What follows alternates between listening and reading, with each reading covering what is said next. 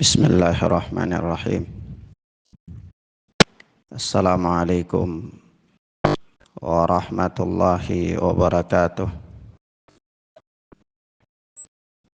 Walhamdulillahi hamdan katsiran thayyiban mubarakan fih kama yuhibbu rabbuna wa yarda.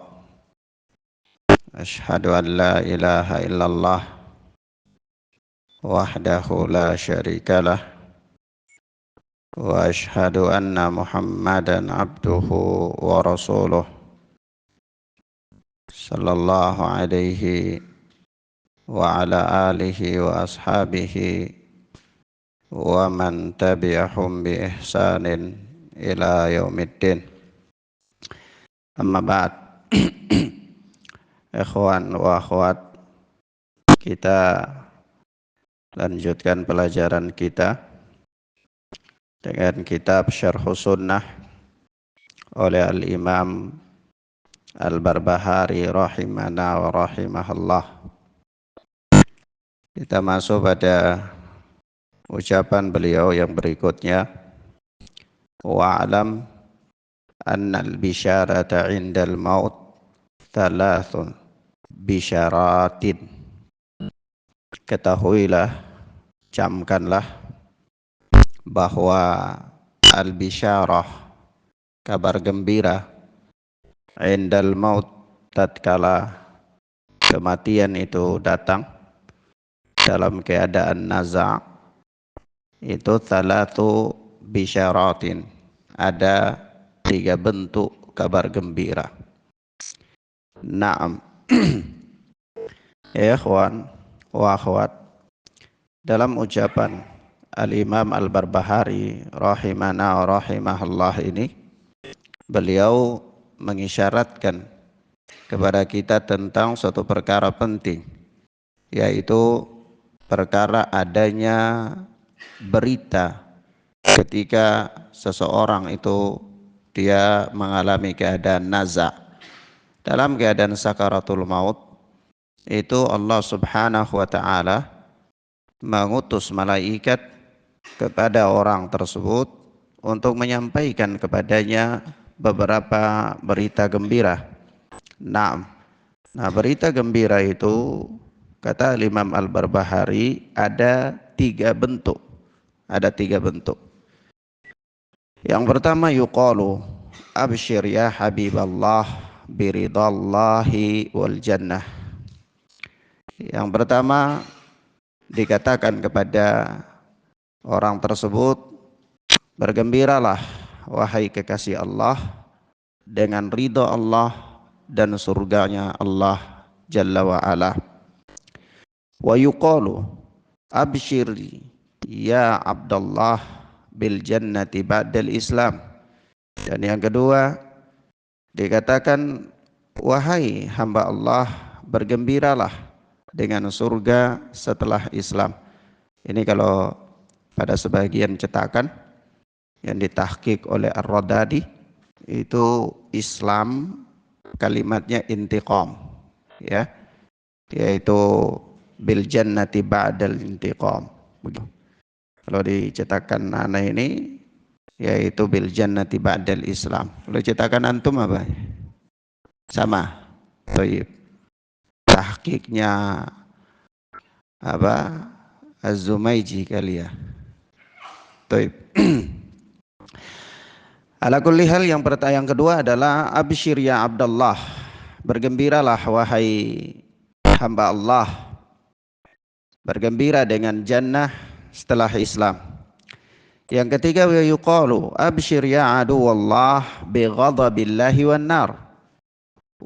Bergembiralah wahai hamba, wahai musuh Allah, dengan kemurkaan Allah dan nerakanya Allah Azza wa Jalla. Kata Imam Al-Barbahari, hadza qaulu Ibnu Abbasin radhiyallahu anhuma. Ini adalah perkataannya Ibnu Abbas radhiyallahu taala anhuma. Naam. Kita ketahui ya ikhwan, Ibnu Abbas adalah sahabat Nabi sallallahu alaihi wa alihi wasallam. Beliau lahir itu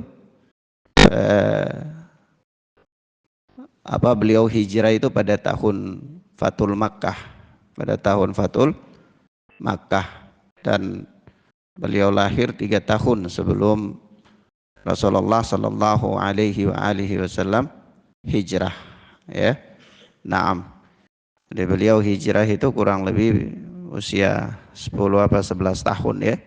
Ibnu Abbas radhiyallahu taala anhu. Naam. Dan beliau tidak termasuk orang yang hadir pada Fathul Makkah.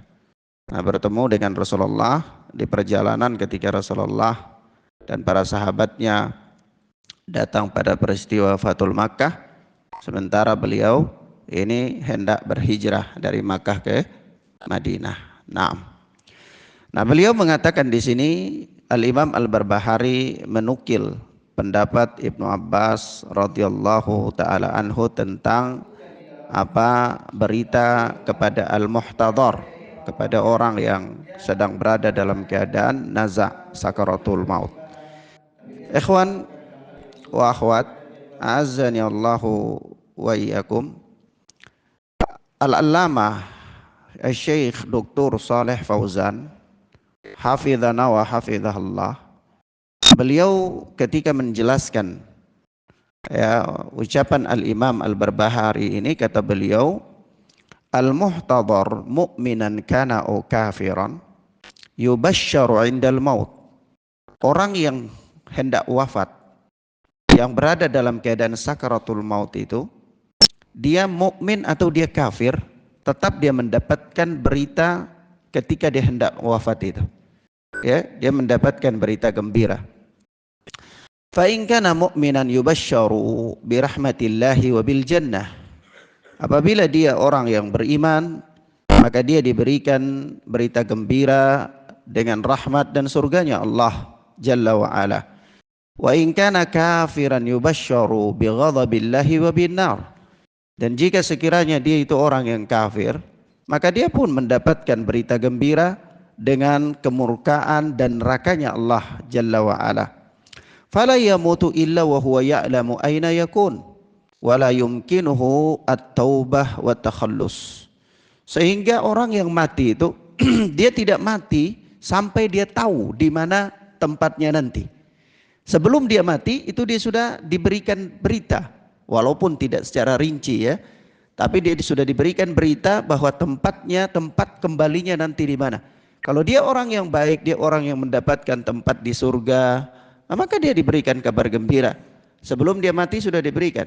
Begitu juga kalau orang kafir, sebelum dia mati sudah diberikan berita gembira. Dengan apa? Dengan nerakanya Allah Azza wa Jalla. Tapi dalam kondisi yang demikian itu tidak memungkinkan lagi, walaupun untuk dia bertaubat. Walaupun dia tahu bahwa ini tempat kembaliku ini adalah nanti neraka misalnya, maka tidak memungkinkan bagi dia untuk untuk bertaubat. Nah, maka ikhwan, di sini kalau kita lihat bahwa ada berita gembira ini ada kepada orang mukmin dan ada kepada orang kafir. Nah, kalau menurut keterangan daripada Ibnu Abbas radhiyallahu taala anhuma, orang mukmin itu ada 2 di sini, dia mendapatkan berita gembira. Yang pertama adalah orang-orang yang tergolong sebagai kekasih Allah Azza wa Jalla. Ya, orang-orang yang tergolong sebagai kekasih Allah Azza wa Jalla. Orang-orang ini adalah as-sabiqul. Orang-orang yang terdahulu dalam melakukan yang pelopor dalam melakukan kebaikan. Orang-orang yang merupakan para pelopor dalam melakukan kebaikan. Mereka ini sebagaimana diterangkan oleh Al-Imam Ibnu Katsir rahimahullah dalam tafsir Qur'anil Azim, itu bahwa mereka masuk surga tanpa hisab. Mereka masuk surga tanpa hisab. Adapun kelompok yang kedua, menurut keterangan daripada Ibnu Abbas, adalah orang-orang yang mereka masuk surga setelah Islam. Dalam sebagian lafaz masuk surga setelah mendapatkan keputusan hukum. Artinya dari kalangan orang-orang mukmin itu ada orang-orang yang dia terjatuh dalam kekurangan-kekurangan, kekhilafan, kesalahan-kesalahan, atau bahkan dia mungkin terjatuh dalam dosa-dosa besar, kemudian dia wafat dalam keadaan belum bertaubat, maka dia pun diberikan kabar gembira. Setelah Allah memutuskan keputusannya, maka Allah akan memasukkan dia ke dalam surganya Allah Azza wa Jal. Artinya kalau Allah Azza wa Jal berkehendak untuk memasukkan dia ke dalam surganya Allah tanpa adab, maka Allah masukkan dia.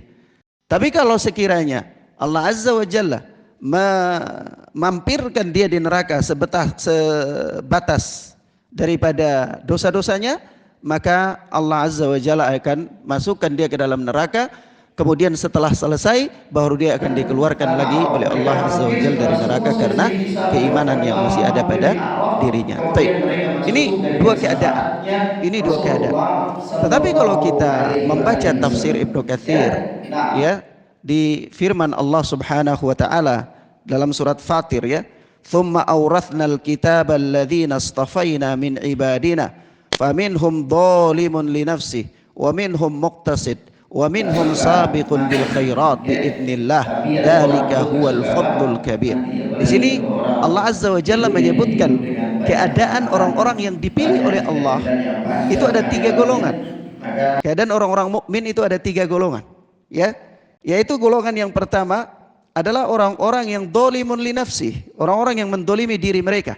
Itu orang-orang mukmin yang mereka mendolimi diri mereka dengan terjatuh dalam dosa-dosa, kekhilafan dan seterusnya itu. Yang kedua adalah muqtasid, orang-orang yang pertengahan. Ini disebutkan di dalam tafsir bahwa mereka-mereka ini orang-orang yang dia melaksanakan kewajiban-kewajiban, tapi dia tidak melakukan hal-hal yang sunnah, kadang-kadang dia melakukan hal-hal yang makruh dan seterusnya. Nah, ini mereka, golongan mereka. Yang ketiga adalah golongan orang-orang yang sabiqun bil khairat, orang-orang yang merupakan pelopor-pelopor kebaikan. Ala kulli hal, tiga keadaan ini mereka adalah termasuk di antara orang-orang yang dipilih oleh Allah, yaitu orang-orang mukmin yang mereka diberikan kabar gembira. Apa? Dengan dimasukkan oleh Allah Subhanahu wa taala langsung ke dalam surga tanpa hisab dan tanpa adab, yaitu sabiqun bil khairat, atau orang-orang yang dimasukkan oleh Allah Azza wa Jalla ke dalam surga setelah Allah Azza wa Jalla memberikan keputusan kepada mereka. Atau mereka adalah golongan ketiga, yaitu golongan yang mereka mampir di Al-A'raf. Mereka mampir di mana? Al-A'raf. Mereka mampir setelah semua selesai hisab lewat kantarah, mampir di A'raf, kemudian mereka masuk surga dengan syafaatnya Rasulullah sallallahu alaihi wasallam. Ya. Nah, paham di sini ya, ikhwan? Baik. Sehingga ada sebuah riwayat, ya, di mana suatu ketika Rasulullah sallallahu alaihi wasallam mengatakan, "Man ahabba liqa Allah, ahabballahu liqa'ah." Barang siapa yang suka untuk bertemu dengan Allah Azza wa Jal, maka Allah pun akan suka, cinta bertemu dengannya. Lalu kata Aisyah radhiyallahu taala anha, "Ya Rasulullah, wahai Rasulullah, kulluna yakrahul maut." Kita ini semuanya enggak suka mati, ya. Tabiat orang tuh enggak suka apa? Mati. Apalagi kalau orang di dunia dia hidup dengan banyak angan-angannya, banyak cita-citanya, panjang hayalannya, maka dia mau cepat-cepat mati, enggak mau. Pengen mengejar apa? Hayalannya tersebut. Maka Rasulullah sallallahu alaihi wasallam mengatakan, "Laisa kadzalik ya Aisyah." Bukan seperti itu. Bukan seperti itu maksudnya. Innamal mu'min yubashsharu 'indal maut fayuhibbu liqa Allah wa yuhibbullahu liqa'ah. Orang mukmin itu diberikan kabar gembira tatkala dia hendak wafat, maka dia pun senang, cinta untuk bertemu dengan Allah, maka Allah cinta dengannya. Ya, orang mukmin ketika dia mau wafat, Allah berikan kabar gembira kepadanya, tempatnya surga dan seterusnya, maka dia senang dan dia ingin berjumpa secepatnya dengan Allah supaya dia mendapatkan tempat kembalinya yang baik tersebut, maka Allah Azza wa Jalla pun cinta dengan dia. Adapun kata Rasulullah, "Wal kafir yubashsharu bin nar fayubghidu liqa Allah fayubghidullahu liqa'ah." Adapun orang kafir itu Allah memberikan kabar gembira kepada dia dengan apa? Dengan neraka, dengan siksa Allah Azza wa Jal, dengan adab Allah Azza wa Jal. Maka dia ketika melihat tempatnya yang sengsara itu, dia tidak mau, dia tidak suka. Dia tidak suka, maka apa? Allah Subhanahu wa taala pun tidak apa? Tidak suka untuk berjumpa dengannya. Naam. Kemudian akhwana fiddin azani Allah wa iyyakum, di sini ada apa? Kaidah, ada akidah ya, suatu pelajaran akidah yang mengatakan kepada kita bahwa harus diyakini, dan ini ditentang oleh firqah-firqah yang menyimpang, yaitu adanya berita gembira kepada seseorang yang hendak wafat. Yang hendak apa?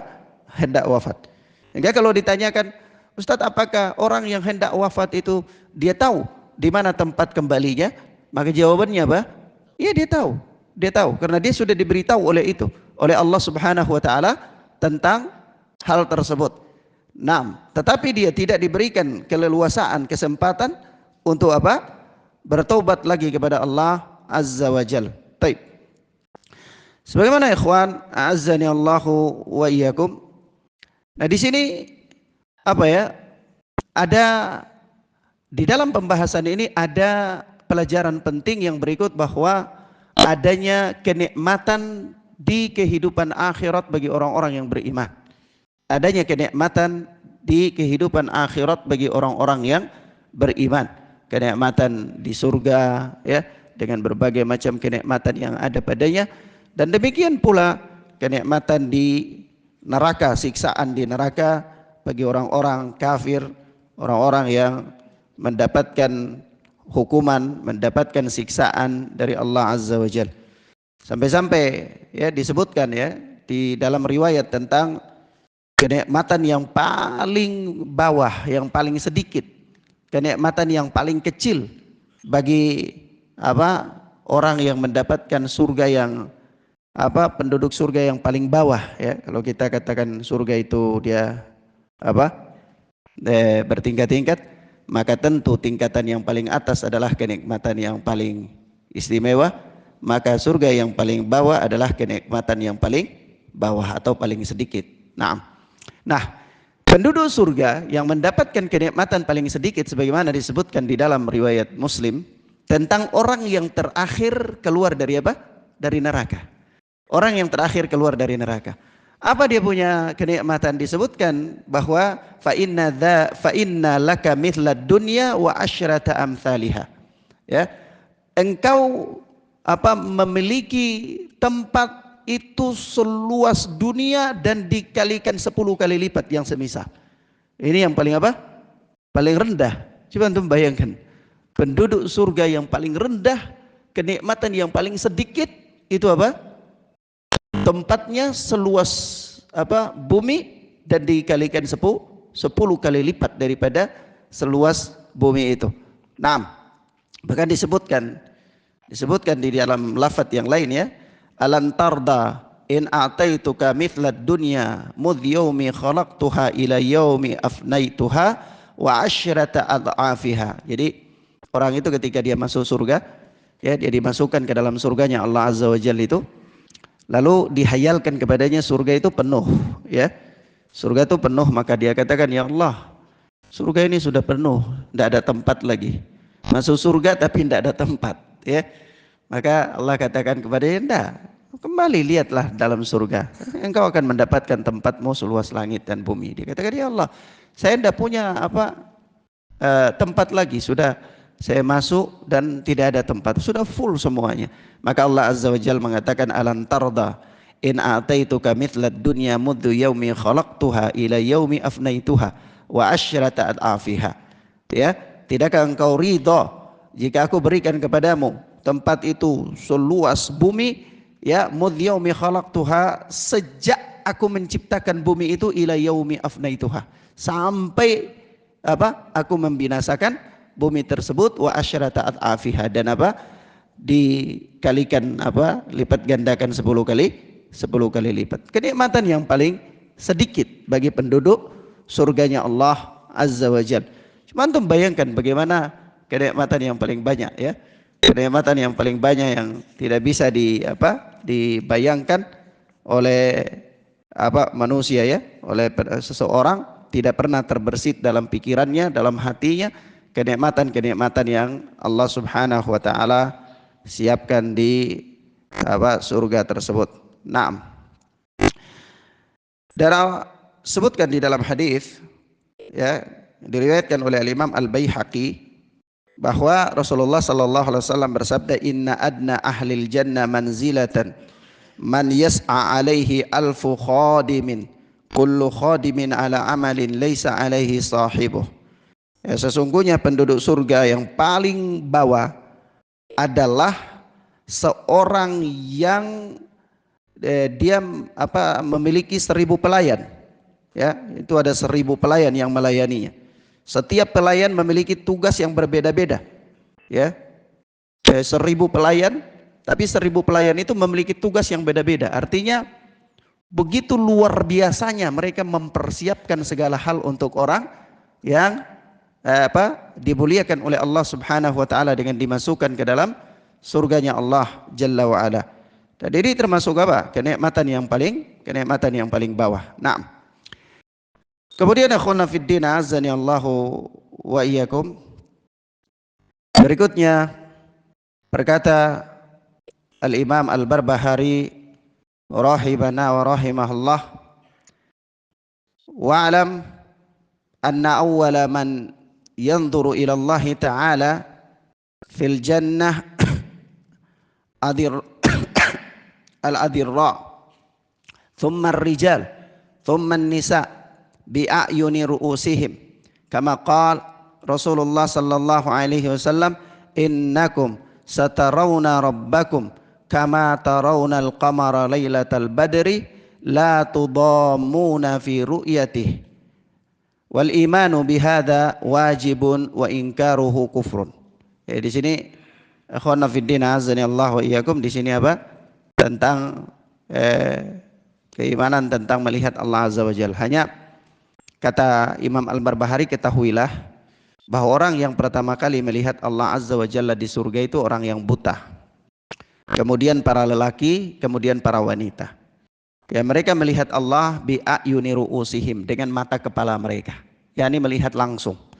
Ya, kama qala Rasulullah sallallahu alaihi wasallam, sebagaimana Rasulullah sallallahu alaihi wasallam bersabda, innakum satarawna rabbakum kama tarawna al-qamara lailatal badri.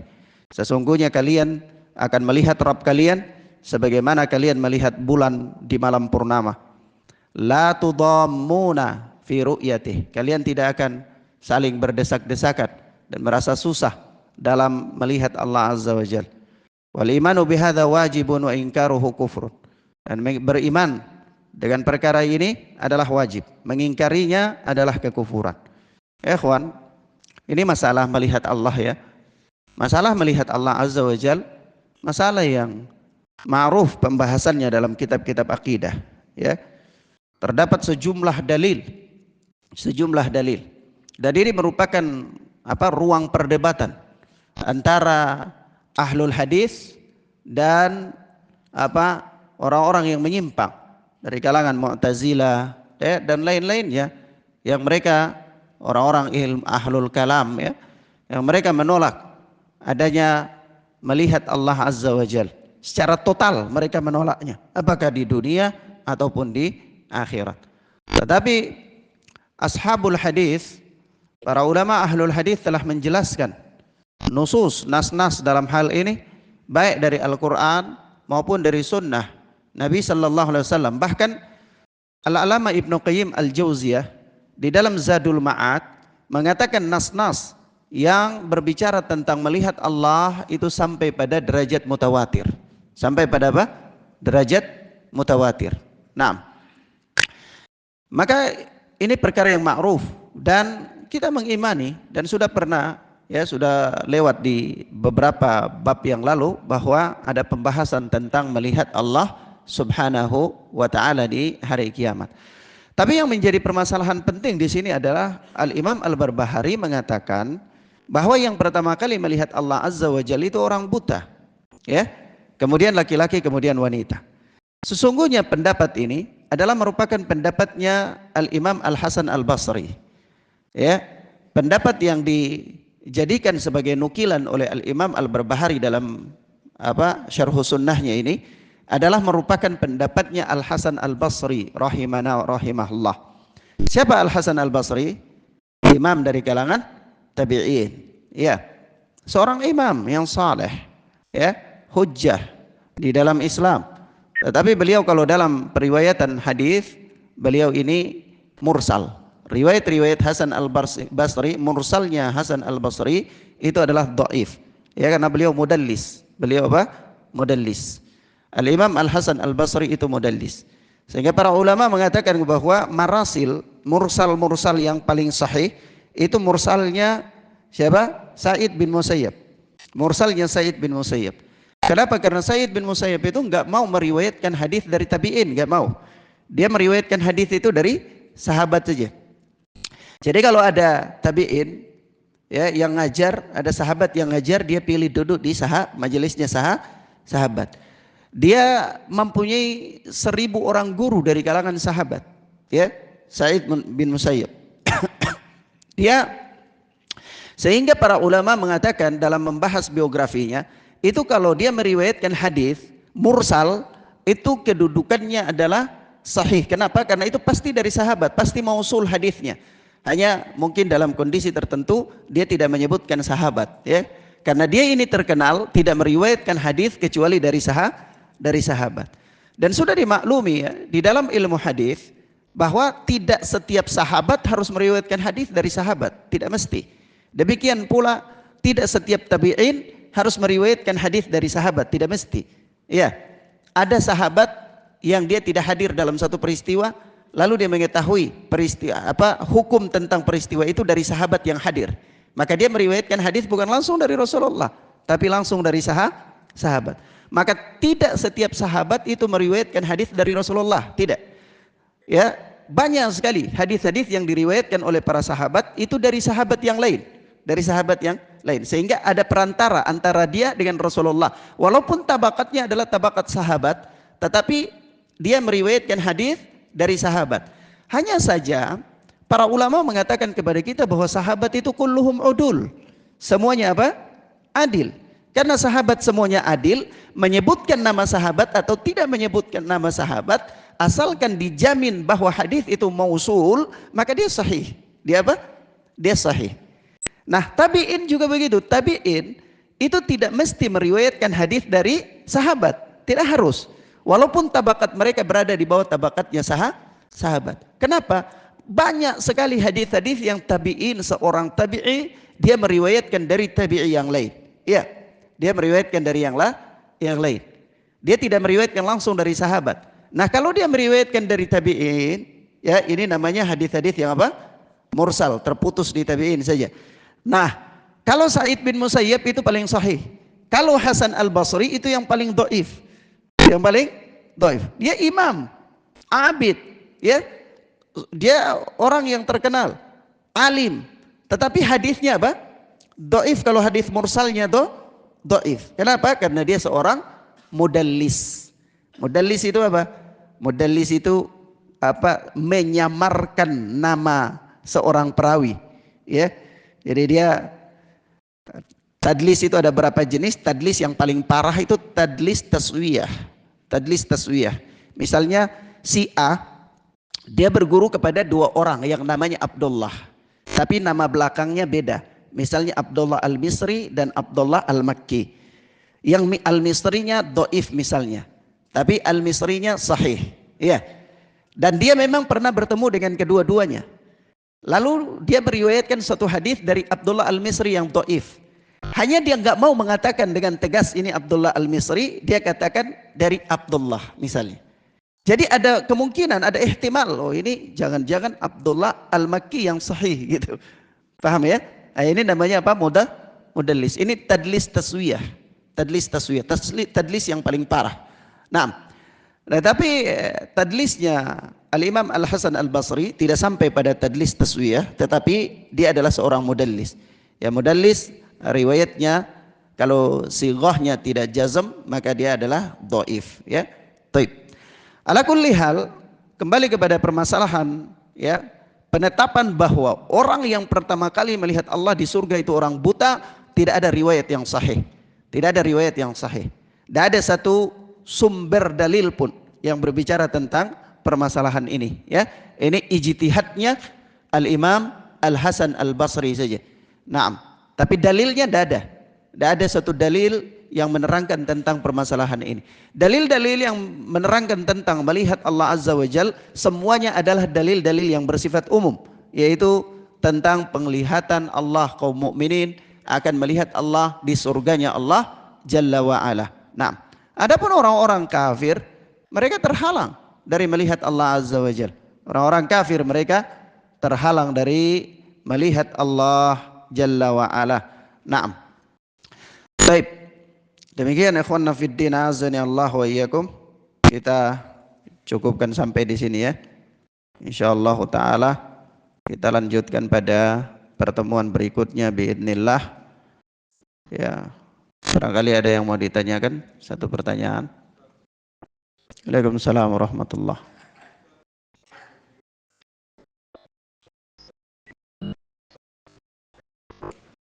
Bagaimana tuh?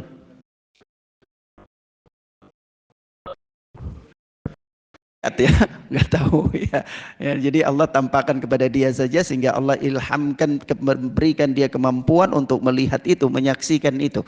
Jadi malaikat datang kepadanya, sampaikan kepada dia kabar gembira dan dia melihatnya. Ya, naam, ya, naam. Taib. Wallahu taala a'lam bis-shawab. Subhanakallahumma bihamdika asyhadu an la ilaha illa anta astaghfiruka wa atubu ilaik. Wassalamualaikum warahmatullahi wabarakatuh.